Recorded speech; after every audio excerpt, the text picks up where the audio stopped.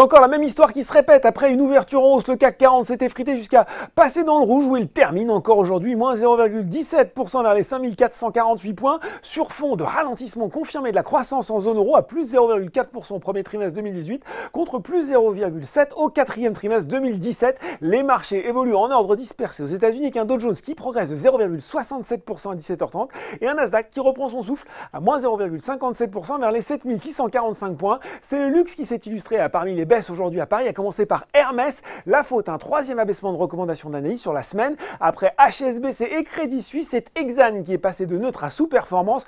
La raison, le potentiel de hausse lui semble désormais limité après la progression récente du titre en bourse, quasiment 28%. Prise de bénéfices aujourd'hui sur Kering et LVMH. Gucci, la marque phare de Kering, a pourtant annoncé qu'elle se fixait pour objectif de croître à un rythme 2 fois plus rapide que son marché et d'atteindre à terme la barre des 10 milliards d'euros de chiffre d'affaires pour une marge opérationnelle supérieure à 40%. Rémi Cointreau aussi est sous pression. Le groupe n'a pas pu trinquer à ses beaux résultats aujourd'hui. Le résultat opérationnel est en croissance organique de 14,1% sur l'exercice 2017-2018 clos au 31 mars dernier à 237 millions d'euros. Rémi Cointreau en a même profité pour relever son objectif de progression de marge opérationnelle courante sur les 3 ans à fin mars 2020. Mais le titre est déjà très bien valorisé à près de 35 fois le bénéfice net attendu sur l'exercice en cours.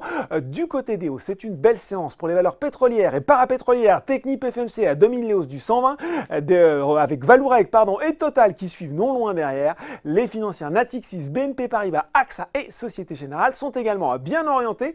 Sur le SRD, forte hausse de Marie Brizard plus 11% et de Nanobiotics qui rebondit plus 5%. La biotech a publié un communiqué hier pour confirmer que les données principales de son produit NBTX R3 dans l'étude sur le sarcome des tissus mous seraient disponibles avant la fin du mois.